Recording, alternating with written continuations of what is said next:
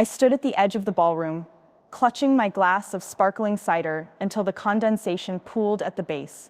My brother Lucas was at the center of it all, spotlights winking across his tux, laughter rippling through the 100-odd guests gathered for his promotion celebration.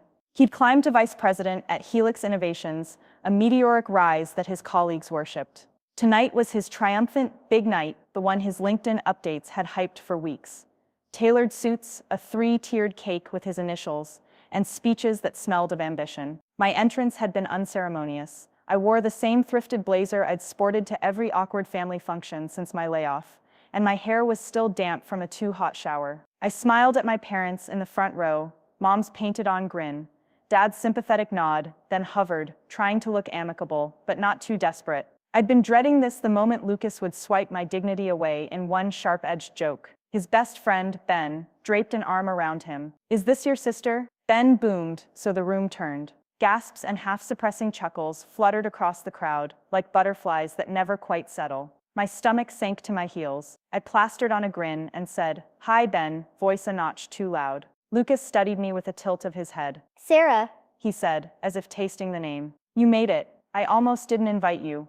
I heard you're still freelancing." His tone held that delicious friction of mockery and polished confidence. I'd watched him in interviews describe me as taking a sabbatical, but here in front of everyone, he could call my unemployment what it was: failure. I forced a laugh. Yeah, for longer than planned. My cheeks warmed. Next to Lucas, their mentor, a silver-haired woman in pearls, raised an eyebrow. Mom reached for my hand under the buffet table, squeezing, as if to say, "Endure." Lucas swirled his champagne, clearing his throat. "Everyone, I want to thank you for coming. And I want to especially thank my sister Sarah for showing us all what not to do." He paused for effect, lips curving. "If you need a job, give me a call, if Helix has any internships left." He chuckled, Ben clapped, and the room erupted in polite applause. Heat crept up my neck. I stared at my cider. The bubbles blurred into tear blotches on the glass. I wanted to disappear into the wallpaper, shrink down to a crumb, anything but face the stairs. My parents applauded too, but Dad's hand trembled over his glass, and Mom's smile was brittle enough to crack. I managed a nod. "Congratulations, Lucas," my voice barely carried. He raised his glass at me. "Cheers, big bro, that fake warmth you give your dog when he pees on the rug." Then he turned back to the podium and gestured for the microphone. I backed toward the doors, fumbling past servers carrying trays of sesame chicken bites. The room seemed to contract behind me. The laughter felt like chisels carving me out. I slipped into the hallway, the thump of bass fading, replaced by the hum of fluorescent lights. In the corridor, I sank onto a bench, head in my hands. My phone buzzed in my pocket, messages from former coworkers checking in. "Saw you at Lucas's. You okay?" I typed back, "I'll be fine," though I wasn't. I felt hollow, the shell of someone who once dreamed big. My dreams now sat in a dusty box in my bedroom. Novels half-written, design portfolios, gathering digital cobwebs. Footsteps approached. I looked up to see a tall man in a charcoal suit, his silver hair gleaming under the strip light. Recognition flared. Mark Jenkins. A titan in the tech world, the man who'd sold his startup for $1 billion and kindly lent Lucas the capital to get Helix off the ground. I watched him extend a hand, not to Lucas, but to the empty air, as if he intended to shake mine. "Sarah?" His voice was smooth, but not condescending, more curious, as though he'd heard of me but never met. "I'm Mark Jenkins. Lucas sends his regrets for that remark." He winked, then sat beside me, legs crossed. I swallowed, surprise tangling with unease. "Mr. Jenkins." "Of course." He leaned forward. "Please, call me Mark. It's a big night for your brother, and I understand family dynamics can be complicated." He studied me kindly. "But you're not a punchline." My pulse fluttered. "I thank you." He nodded, folding his hands. "I've reviewed your work, your portfolio at Visible Light Studios. Your designs for the community app were innovative." He glanced down at the phone in my hand. "Still freelancing?" "I'm between projects," I said, voice steadier now. "Searching," he chuckled. "Searching isn't a sin. Sometimes it's the best investment you can make." He pulled out his own phone, tapped a few keys, and handed it to me. On the screen was a LinkedIn profile. Mark Jenkins, chairman at Bright Spark Ventures. He tapped my thumb on the connect button. "Consider yourself connected. And if you ever want to talk shop, freelance, or full-time, I'd like to chat." My chest tightened.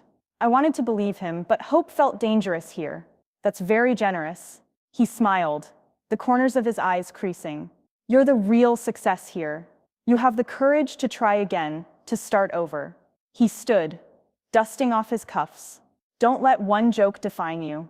I watched him walk back into the ballroom, head held high, and felt something shift. Behind me, the door to the coat room clicked.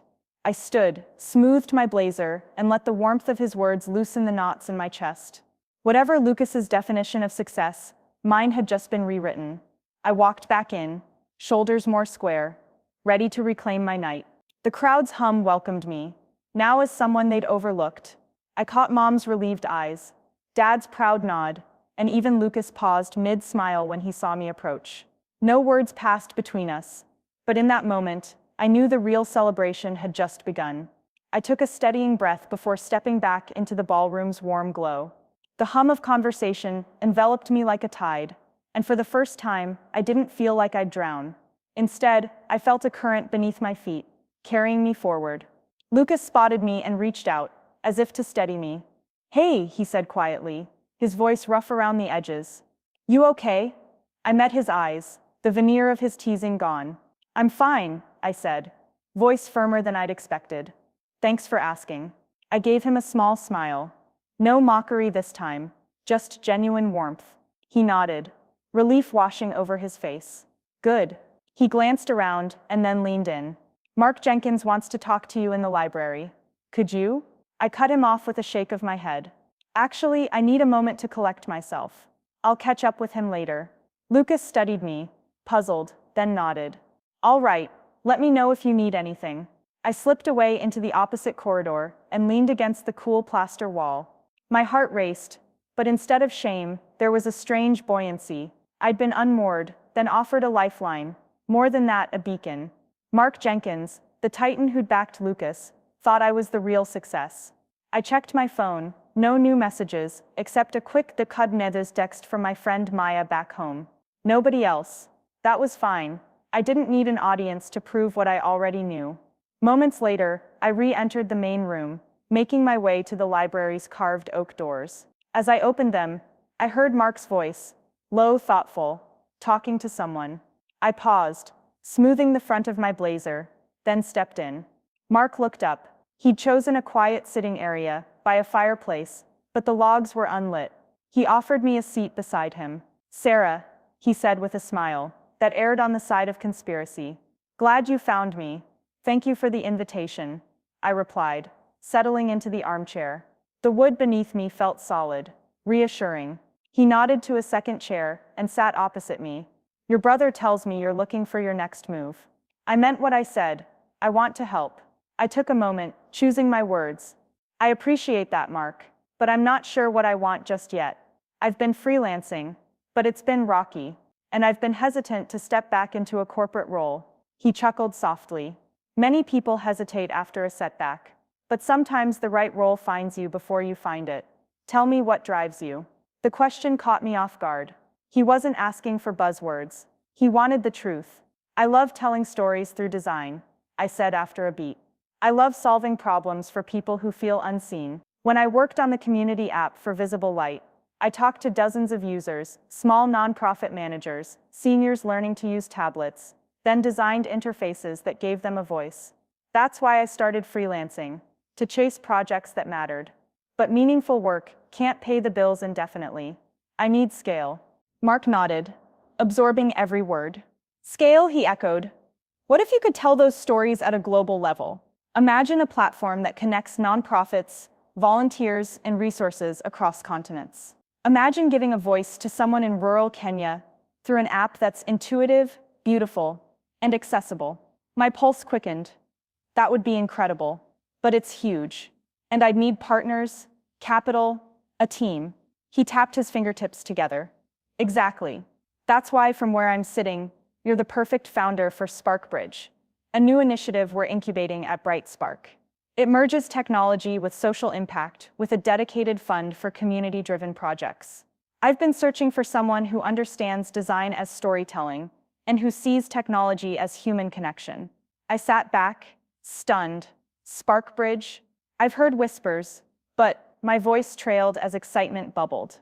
"You want me to lead it?" He inclined his head slowly. "I want you to co-found it. I'll bring in engineers, analysts, the works. But we need your vision, your empathy. I'll help you build the product, raise the seed round, shape the team. All I need is a yes. The gravity of his offer pressed into me.